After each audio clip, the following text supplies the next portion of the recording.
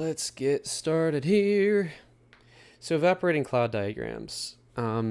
This is a tool from the theory of constraints. The theory of constraints comes from a book written by Eliyahu M. Goldratt. It was written in 1984. It was about manufacturing and thinking about, global thinking versus local thinking, how to deal with systems and optimization, and it has a lot to do with bottlenecks and things like that. But what comes along with it is like a physicist's approach to making sense of conflict and stuff. So the logical thinking process, and there's a book on it by Bill Detmer that you can go find on Amazon and stuff like that. But basically, it's a way of thinking that the theory of constraints introduced into the world that uses necessary and sufficient relationships. So basically breaking down the way things are into, causal relationships that are both necessary and sufficient, and in order to cause those things. And what you get is a comprehensive understanding of how you think things work. There are a lot of tools that the logical thinking process comes along with. I mean, there's the current reality trees, there's future reality trees, there's goal trees, and like all sorts of different kinds of things. Well, one that I'd like to talk about today is evaporating cloud diagrams. Evaporating cloud diagrams are about conflict. It's about two contradictory options that are irreconcilable. Like they cannot simultaneously occur. And what we do is we take a look at them and we try to understand what they have in common. And then we try to understand the assumptions behind what we're asserting around why they conflict. So here's the basic breakdown of how it works. You've got a diagram that looks like this. I'm just going to copy this over here to the right. And here's what you do. On a piece of paper, you draw a couple things. You draw two wants on the right. And these are the wants that contradict. You draw two needs that those wants are in pursuit of, and then a common goal that those needs are attempting to meet. And this turns into like basically a sentence that you can say. So in order for us to meet our common goal, we need to have this need met. And in order to get this need met, we want this. And similarly, you could do the same thing for the other thing, right? And then the key thing is that these two wants are contradictory. They can't both simultaneously happen. So for example, I want to start a business. And I also, let's say the question is like, I want to start a business, which means I need to quit my job. And the other thing is I want to keep working at my job.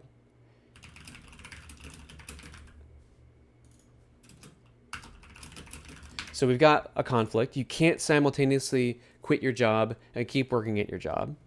And actually, this is kind of interesting because if I'm going to phrase this even better, it's just quitting my job versus keeping working at my job. So why do you want to quit your job? Well, the answer is, we already said, I want to start a business. So then what we want to do is say the sentence, right? In order to start a business, I need to quit my job. And so that's the way that this sort of phrase works. And we can say, okay, what's the need for keeping working at my job? Well, I want enough income. Okay. I want to keep things stable. So then, the same kind of reading happens here. So in order to have enough income, I need to keep working at my job. In order to start a business, I need to quit my job. And obviously I can't simultaneously quit my job and keep working at my job. So there's a conflict. Okay, now, what do these needs have in common? What does starting a business and having enough income have in common? What common goal do these things meet? And this is the important thing. Like, the contradictory options have to have a common goal, right? Otherwise, there's no reason to reconcile this conflict. What is that common goal? Well, I want, a good life. Or I want to be able to do what I love. And what I'm saying is that in order to do what I love, I need to start a business. And in order to do what I love, I need to have enough income. Now, what we're going to do is we're going to look at each of the relationships for assumptions. And here's the trick with the evaporating cloud. What we're doing is we're going to define these assumptions, and then we're going to find out which ones are false. And if we can find out which ones are false, then we'll find out how this stability, this thing that we believe is true, where we can't do either or, we can't quit my job, we can't keep working at my job, we can't do either of those things, and here's why. This stability that we believe to be true is actually false. So the way that we do that is we look at assumptions. And so I'm just going to, like, before I get into assumptions, I'm going to just draw out like the words, right? So in order to do what I love,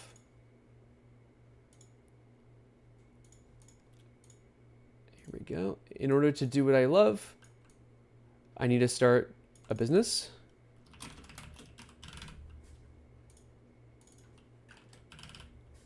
In order to do what I love, I need enough income. And then, in order to start a business, I need to quit my job. And in order to get enough income, I need to keep working at my job. So this is the basic sentence structure. And now what we can do is we can look at the assumptions. And what we do is we add because on each of these relationships. Because. And this gets a lot of words here, so hang with me. But what we basically say is the same sentence structure, but now we add a because onto it, and we put a bunch of assumptions on each of these relationships. And so now the full sentence should look like, in order to do what I love, I need to start a business because X, Y, Z. In order to start a business, I need to quit my job because, and then I cannot simultaneously quit my job and keep working at my job because, right? And like, look, you're going to write out some obvious things. If it feels obvious, that's okay. The point is you're going to get all the mundane stuff out in order to make it critiquable, to make it something that you can question. So let's start with, like, I'm going to put myself in my shoes of when I was working in the corporate world and I wasn't doing what I loved. And so I was like, I want to start a business. So let's just, I'm going to step into this scenario myself. Okay, I'm going to start filling out some of these assumptions. Why can I not quit my job and keep working at my job? Well, because these cannot simultaneously occur. Like these are true binaries. There's really not much more to say there. I've defined them concretely enough that I cannot do one and the other. Okay, let's move on to the next relationship. In order to start a business, I need to quit my job because otherwise I won't have time to run a business. Otherwise, my job might fire me. Let's see. So what I'm saying is, in order to start a business, I need to quit my job because otherwise I won't have time to run a business. Otherwise, my job might fire me. And that would be devastating. Let's see. What other assumptions are here? In order to start a business, I need to quit my job. Yeah, let's run with this. These are the assumptions I can come up with. Okay. All right. And so I'm going to, before I go fill out all the rest of these, I'm just going to zoom in and show you like how this works. The reason that we define these assumptions is because some of these are going to be false. So in order to start a business, I need to quit my job because otherwise I won't have time. Well, I mean, for better or worse, hustle culture is a thing. Maybe there's a way that this isn't true. Like maybe I would actually have time to run a business if it only took me like 5 hours a week. So I'm working 40 hours at my job and I'm working 5 hours on my business. So there's a way that this assumption is potentially false. Well, could I run a business in only 5 hours a week? Well, now we're thinking about other options that we weren't thinking about before. And so it's no longer should I quit my job or should I keep working at my job? It's Can I run a business in only 5 hours a week? That's a different problem. And so now we've opened up new options that we didn't have before. So let's keep going. Okay. Otherwise, my job might fire me, and that would be devastating. Okay. Is that true? I mean, that's really what you're asking, is like, with all these assumptions, is that true? Well, maybe not. Maybe getting fired isn't the worst thing. Could I become comfortable with the idea of getting fired? Okay. Yeah, and we're not talking about like wage theft or anything like that. What we're talking about is I have my own job outside of working hours, or I have my own business outside of working hours. So if they found out, would they fire me? It's a good question. Could I get over that devastation? Well, maybe I wouldn't actually be devastated. And so this assumption is also false. And so now we have two assumptions that are false. We now have 4 options instead of 2.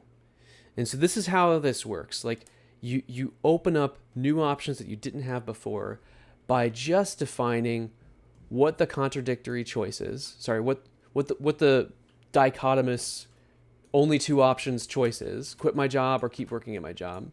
You define why you're doing those things, and then you see what they have in common, and then you basically look at those relationships for assumptions, and you find the false assumptions. And so many of these assumptions are going to be false, right? So let's do another one. I need to start a business in order to do what I love. Because why? Because only my business, let's see, can be what I love. Okay, that's one assumption for sure. In order to do what I love, I need to start a business because only work, doing what I love can only happen through work. Uh-oh. Alrighty, some questionable assumptions here. And like, you're just trying to find the obvious stuff that you're technically assuming implicitly in your head, but once you write it out, you're like, oh, huh. Okay, well, let's dig into these. In order to do what I love, I need to start a business because only my business can be what I love. As in my business versus someone else's business. Well, I know that to be false. I've worked for other people before who are awesome. So then the question is, like, how could I find other people who are awesome, that would let me do what I love?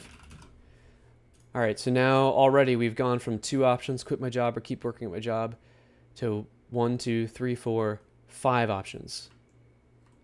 Okay, next assumption, in order to do what I love, I need to start a business because doing what I love can only happen through work. So here's the question, is like, is doing what I love about work, or is it about life? I have to make a call there. I'm going to leave it as work for now, but maybe that assumption might not be true for you. Okay. We'll finish out this example. We'll keep going. Okay, I'm going to come down to the second tree, right? So in order to do what I love, I need to start a business. In order to start a business, I need to quit my job. In order to do what I love, I need enough income. In order to have enough income, I need to keep working at my job. Let's get some of the becauses on this assumption right here. So in order to have enough income, I need to keep working at my job. Because, let's see. In order to have enough income, I need to keep working at my job. Because only my job, the only way I can get income is through this job. In order to have enough income, I need to keep working at my job because income is the only way. Well, let me see here. My job is the only way to provide. I'm just saying the same assumption twice, aren't I? The only way I can get income is through this job. I should say, through this job. My job is the only way to. A job is the only way to provide income. And already I'm starting to think about, like, what other ways could I provide income? already I'm like, okay, well, what if I had savings? How could I have enough savings to not worry about the job? Opened up a new option there. Okay, in order to have enough income, I need to keep working at my job. The only way I can get an income is through this job. Well, that's not true either. What if I got, like, what if I quit, right? And then things didn't work out and I got another job. So how could I get another job if, you know, running my own business doesn't work out? So already, like, the option space is just immensely larger. Like, there's so many different options here. Yeah. Oh yeah, Rahul. Sorry, I missed the chat. You're right. Only my job provides a steady income. That's exactly right here. Okay. And so then, just to finish out this example, in order to do what I love, I need to have enough income. That is patently false, but I'm gonna find out why. So in order to do what I love, I need to have enough income because I need to make money in order. Like, money is something about, like, money being the center of this. So in order to do what I love, I need enough income because without income, I have to be miserable.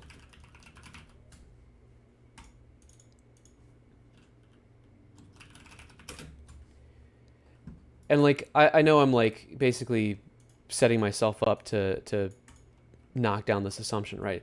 Because the assumption is, like, this, what is enough, right? What is enough income? And you could actually lower the amount of money that you need by living more frugally, for example, in order to do what you love. And the idea that your job is going to provide enough income is the only way to provide enough income. Well, what if you needed less income, right?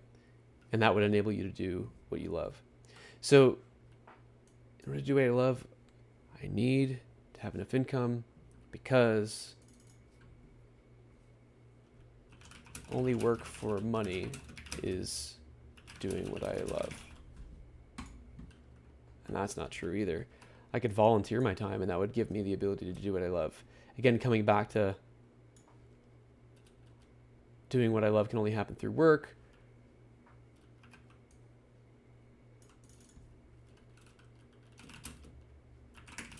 How can I do what I love without getting paid for it? That doesn't sound fun. But, like, maybe that's not the great option, right? Maybe the option I really want to look at here is this one over here. How could I lower the income I need? And so you start to see things how this stability is actually false. This whole system is false. And that there are enough places that you could poke in order to find new options. So just to recap, and then we'll close out the stream. The evaporating cloud diagram is a way of defining a problem in terms of a dichotomy. Either I do this or I do this. And the truth is, there are a lot of assumptions that are all along these different relationships in this diagram, which I'll show you here in a second, just in the recap, that are making that setup false. And so if you can find the ways that the assumptions that you're making implicitly are false, you can open up new option spaces. So we've got two competing wants. I want to quit my job. I want to keep working at my job. And they cannot simultaneously occur. And then what you do is you identify two needs. Each need corresponds to that want. Why do you need to quit? Why do you want to quit your job? Well, it's because I want to start a business. Why do you want to keep working at your job? Well, it's because I need enough income. Okay. And then you say, what do these needs have in common? Well, I need to start a business and I need enough income in order to be able to do what I love. Now, I probably could find a better example, a better common ground item here, but, like, starting a business and having enough income is about, like, living a good life maybe.